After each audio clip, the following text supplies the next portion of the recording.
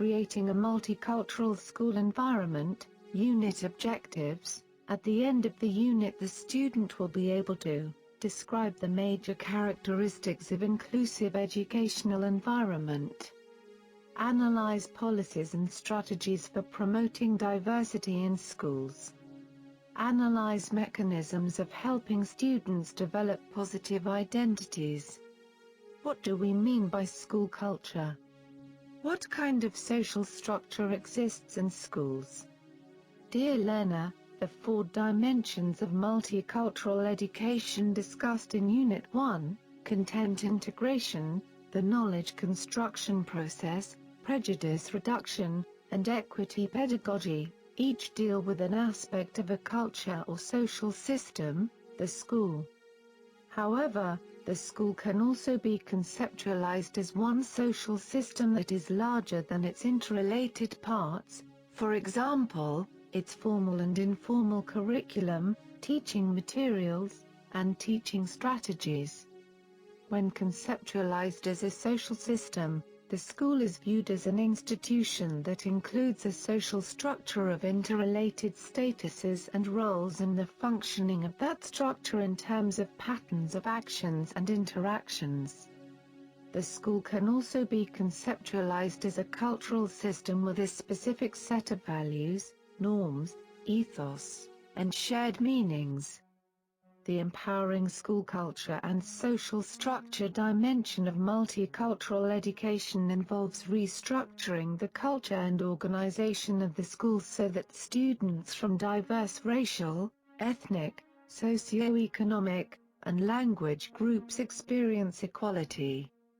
Its ultimate purpose is to change the taken-for-granted policies and practices of schools that, while useful to some students, have greatly diminished the schooling experience for many others.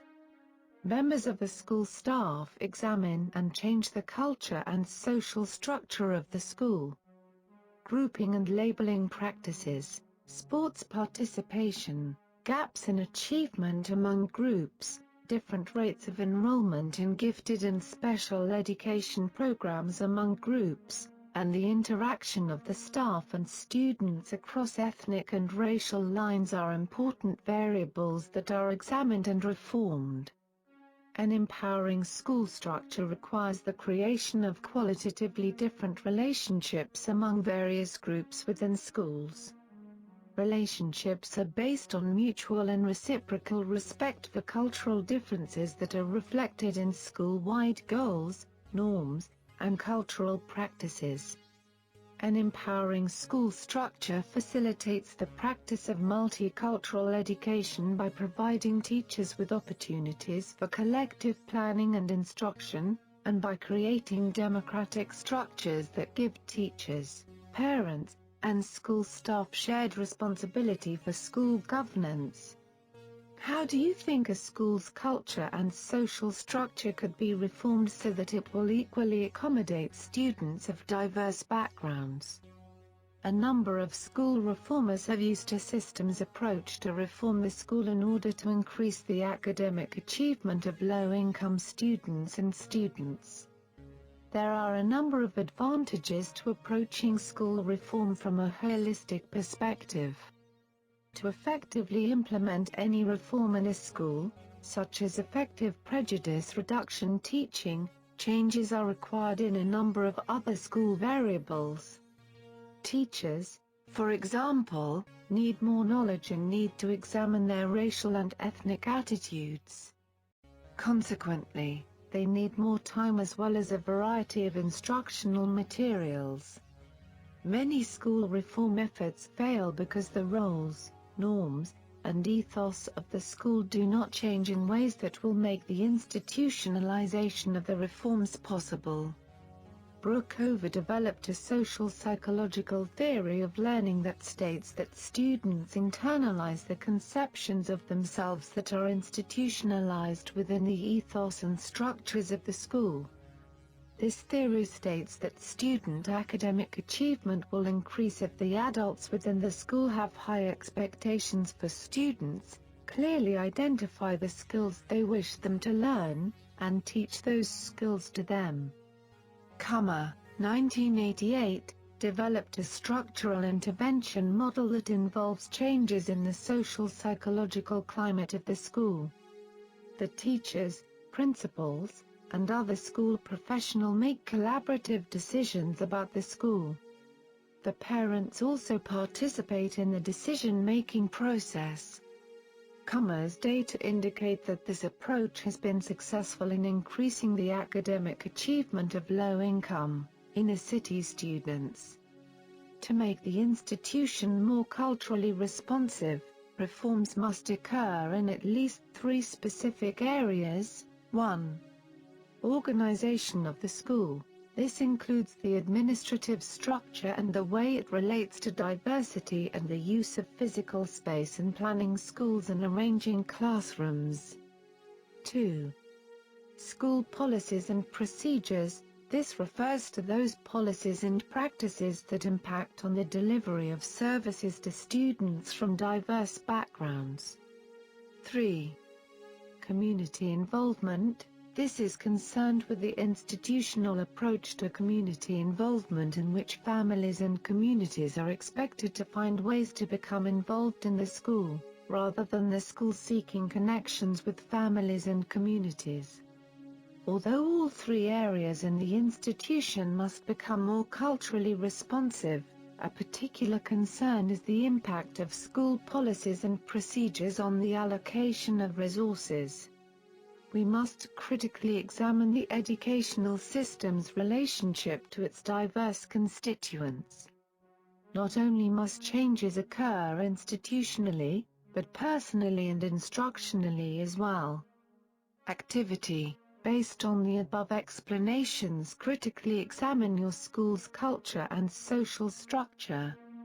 Then develop a short proposal on the changes you can introduce so as to make it more responsive to multiculturalism.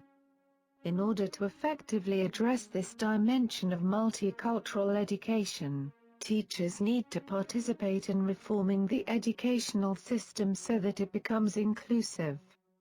As the direct link between the institution and the students, teachers are in a pivotal position to facilitate change. By continuing a traditional conform or fail approach to instruction, teachers perpetuate a monocultural institution. By questioning traditional policies and practices, and by becoming culturally responsive in instruction, teachers work toward changing the institution. Activity. Discuss how the 5 dimensions of multicultural education are interrelated and overlap over one another. Characteristics of inclusive educational environment. Many educators have identified qualities that indicate an inclusive environment. As you read through the following list, think about your place of work. How many of these qualities already exist in your setting? All students are welcomed in general education. The general education class, with support, is the first option considered, regardless of disability type or severity. Students are educated in classes where the percentages of those with and without disabilities are proportional to those percentages in the local population. Students are educated with peers in the same age groupings available to those without disability labels. Students with varying characteristics and abilities participate in shared educational experiences while pursuing individually appropriate learning outcomes with necessary supports and accommodations. Shared educational experiences take place in settings predominantly frequented by people without disabilities. Educational experiences are designed to enhance individually determined outcomes for students and seek individualized balance between the academic, functional and social/personal aspects of schooling. Students receive typically available supports such as classroom teachers, classmates, and school counselors, sometimes referred to as natural supports, and specialized supports such as special educators and therapists only as needed. Inclusive education exists when each of the previously listed characteristics occurs on an ongoing, daily basis.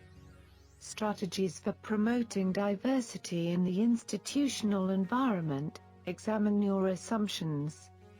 It is very common for instructors to assume that students share their own background, but this is not necessarily so.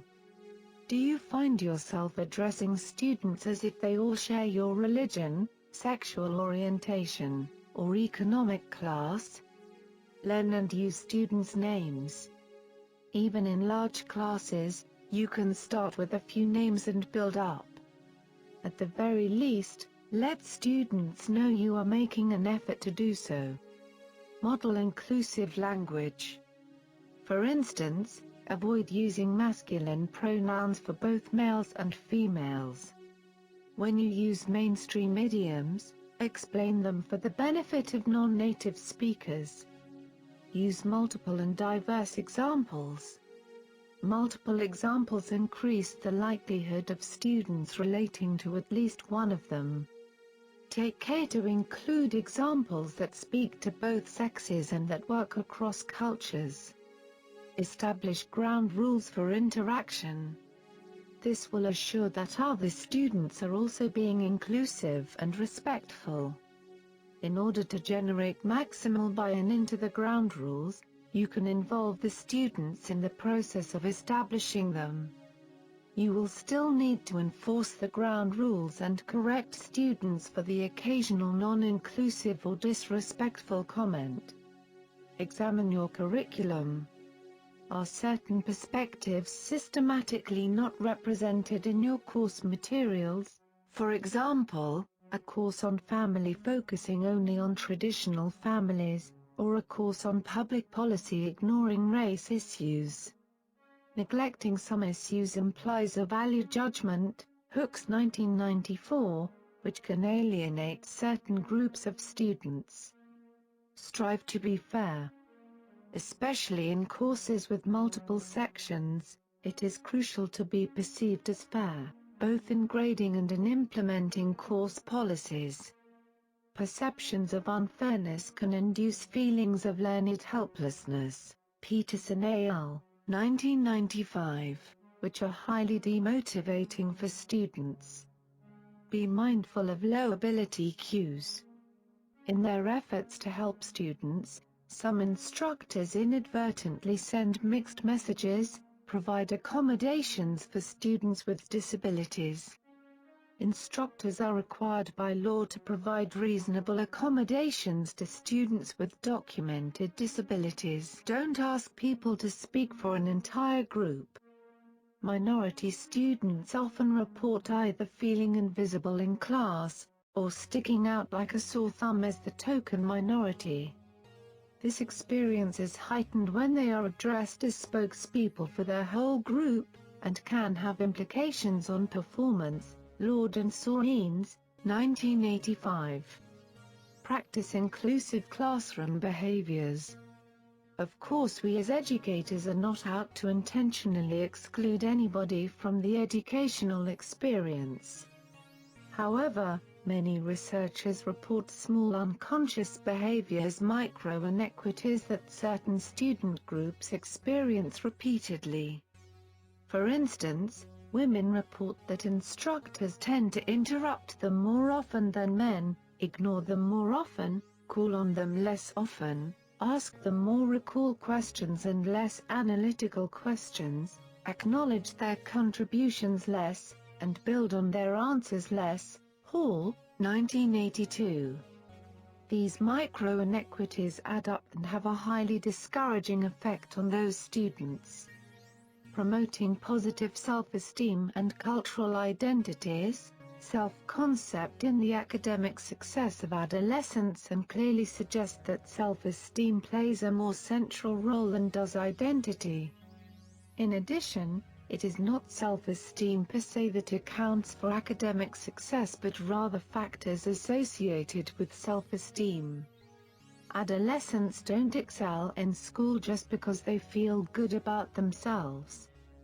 Instead, Feeling good about themselves is linked to greater personal resources that fostered success and fewer problem behaviors that could have interfered with that success.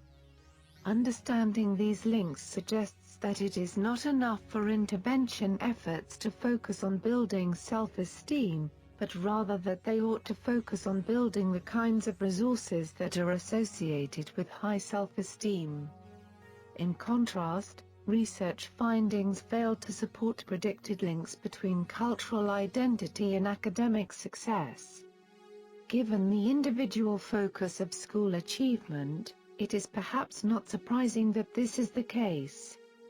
When cultural values favor collective goals, as is often the case in communities, strong cultural identity might not be expected to relate to individual academic success. Efforts to increase achievement will be more successful if they focus on self-esteem, personal resources, and the reduction of problem behaviors rather than on fostering strong cultural identity. Multicultural efforts in the classroom. It is important to understand that every person views people and situations that are different than what they are used to through sunglasses. That is, we all view new situations according to experiences we have already been through. We all have been shaped and molded through our experiences in life, giving us a way of viewing the world, an inner structure, which is unique and unlike anyone else's. In some ways this can hinder us from learning about other cultures and situations we are not used to, causing us to constantly collide with stereotypical images we have about others which we never knew were even there. On the other hand, these inner structures are very important to us since they have been molded through the experiences which identify us and make us who we are. Our personal identity is wrapped up in these structures. Thus, one can see that it becomes increasingly difficult to learn about other cultures, their morals, their responsibilities, their customs, and their values, if one doesn't understand these things about one's own culture. Therefore, in laying out practical steps for incorporating a multicultural curriculum into the classroom, it is important to first make sure that students understand their culture and where they come from. But even prior to this, it is important that each student knows and understands the teacher's background so that they can see in which ways the teacher may interpret their experiences, while the teacher teaches the way in which he does, and thus, be able to discern what is important about the teacher's teaching. In light of the above, there are 6 chronological steps which need to be taken in order to incorporate the social reconstruction approach into the classroom.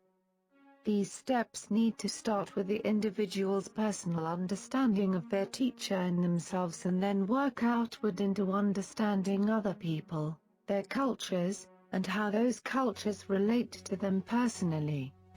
Each of these steps must include practical activities and evaluations which can be applied across the curriculum, which promote the goals we desire to achieve in this approach, and which involve the parents as partners in the teaching process. It becomes very difficult to teach children if the parents aren't supportive of what is occurring in the classroom. In this way, the students will be able to acquire an accurate understanding of the world in which they live. The first step, which should be emphasized, is to make the students aware of the teacher's culture. An idea of a practical theme one could use in order to achieve this goal could be friendships. Such a theme could include various activities which could focus on the differences between the friendships the teacher has had growing up as opposed to the students. This is the perfect time for the teacher to model how he would like the students to conduct projects. For example, the teacher could bring in various photographs of his friendships and make a collage for the students explaining each picture. Once the students understand it, they could go and do likewise. Such a project would involve the parents and could easily be spread across the curriculum. It would be important to emphasize the responsibilities each participant is expected to fulfill in a friendship and how the teacher's friendships may be different than the student's friendships. A focus on the responsibilities of a friendship would steer one toward a deeper understanding of social reconstruction. The teachers should also let the students work in an environment where they are able to share, present, and comment on their work with one another. Thus, the teacher could make fair evaluations of the success of the activities. If the school year is just starting, a healthy focus on student-teacher relationships might prove to be valuable. Other activities could deal with clothes or food. The possibilities are endless. The second step would concentrate on the student's own personality and how they differ from others around them. Similar activities dealing with friendship or family could be incorporated here. One would need to be careful that the activities used could be applied to all areas of the curriculum, would involve the parents, and were applicable outside the classroom. The third step would deal with the student's family. At this level, the student would still be investigating their own culture, trying to understand their identity and where they comes from. Activities such as family trees might prove useful at this time. The fourth step in applying the social reconstruction approach into the classroom would involve a focus on the community culture and its environment.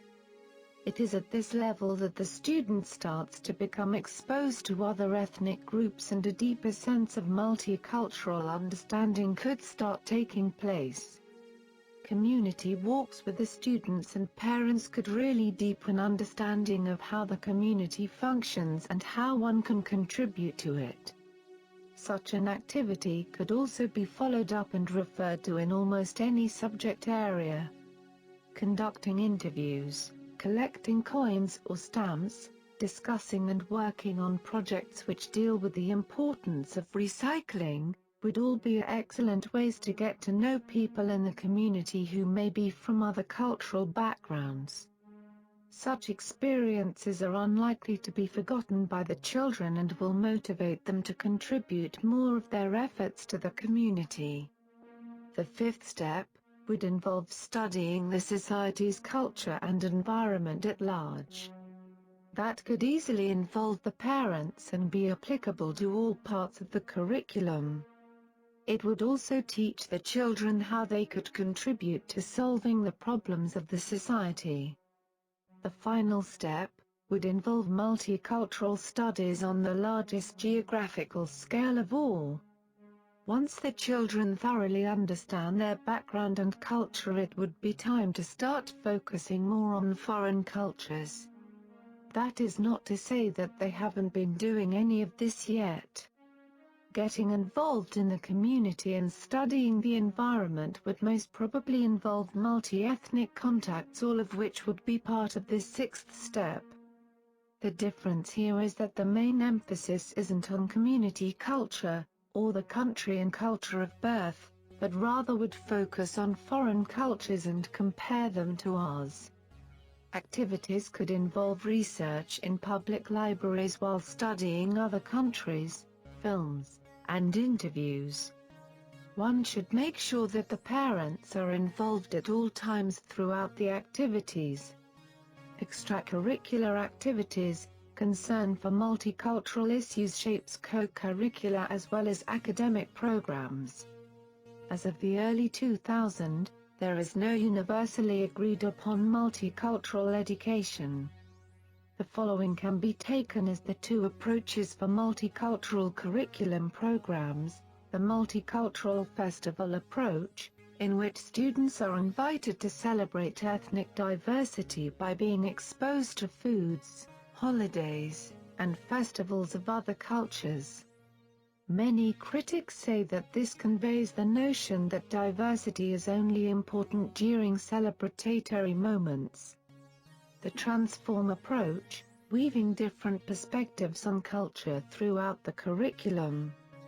Categories of multicultural curriculum: Multicultural education in which teachers are involved can be divided into three different categories as banks, content-focused. These are the most common types of multicultural educational programs.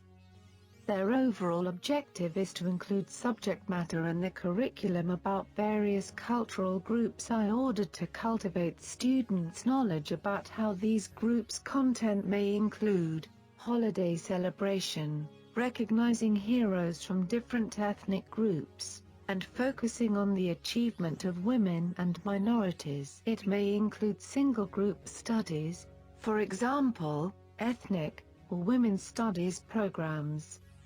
Student-focused, many programs go beyond changes in the curriculum and specifically address the academic needs of defined groups of students, usually minorities. Socially focused, these programs seek to reduce bias and increase cultural and racial tolerance, including here might be desegregation programs, programs designed to increase contact among several shared ideals among those different races and cultures. Also, having teachers who are themselves members of minorities would be encouraged. In spite of the fact that there are a variety of approaches to multicultural curriculum, supporting point to several shared ideals among those who practice this kind of education curriculum. Shared ideals include, each student must have equal opportunities to achieve his or her potential. Every student must be able to participate in an increasingly multicultural society. Teachers must be able to facilitate learning for every student, no matter how similar or different each student is from the teacher. Schools must actively work towards ending oppressions of all types by ending it with their own walls. Curriculum, education must include the voices and experiences of all students. Therefore, research demonstrates that students taught from a multicultural curriculum includes new scholarship on ethnicity, gender, physical abilities, etc. are enthusiastically engaged in the learning. Parental and community involvement. Education philosopher John Dewey believes that learning occurs within community. In order to establish community in the classroom, we must get to know one another. This includes getting to know your teacher. If we expect our students to open up with us, we must be willing to share with them. Community is a part of the society and education is the counterpart of both the above-mentioned elements. School is the social institution where consciously designed learning experiences are provided with the objectives of achieving social aim at large, over a period of time. School is also defined as a subsystem of the larger system of the society. It has to functionally coordinate with its immediate environment, the community in which it is situated.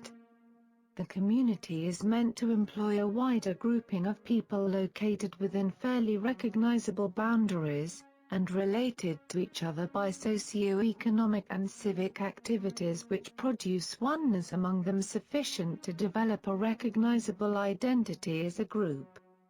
The main group and agents involved in the dynamics of the relationship between school and community are school administration, teachers, non-teaching staff, students and parents, governing bodies and school board.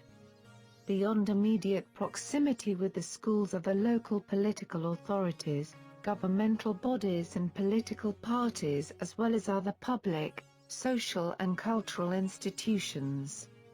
Parents are always in a constant touch with the school and are a proper channel of the procedure which is the part of the community.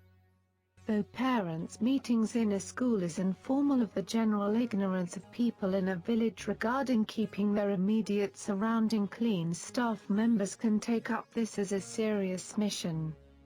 Hence, parents are a counterpart of the school subsystem. School, parent, community activities, parent-teacher communication, Research shows that children do better in school when parents talk often with teachers and become involved in the school. There are a number of ways that parents and teachers can communicate with each other, rather than relying on the scheduled parent-teacher conferences. Close communications between parents and teachers can help the student. Parents who participate in school activities and events will have added opportunities to communicate with teachers. Becoming involved with parent-teacher organizations or associations, PTO, PTA, gives the teacher and parent the possibility to interact outside the classroom. In addition, the parent also will have input into decisions that may affect their child's education. Teachers usually welcome meeting their students' parents early in the school year. Making an effort to do this will help the teacher better understand you, your child, and how you will support the education of your child. Teachers appreciate knowing that parents are concerned and interested in their child's progress. And this helps open the lines of communication. Another good investment in your child's education is to volunteer. Depending upon parents' availability, interests, and the needs of the school, the opportunities are endless. Some suggestions include lunchroom monitor, tutoring, library aide, classroom speaker on a specific topic of interest, and concession worker at school events. Parents should take stock of their skills and interests to volunteer. School personnel may not know what parents want to do as a volunteer. Phone calls and visits to the classroom are also good ways to cooperate with teachers and keep informed about your child's progress. Discuss appropriate times and means of contact with the teacher. Parent-teacher conferences are often scheduled at the time of the first report card for the school year. For parents and teachers, this is a chance to talk one-on-one about the student. The Parent-Teacher Conference is a good opportunity to launch a partnership between parent and teacher that will function during the school year. Communication between school and parents and community members play an important role in their children's education, and a strong partnership between parents and schools enriches the learning experience. There are many both formal and informal opportunities for parents to find out about their children's progress at school.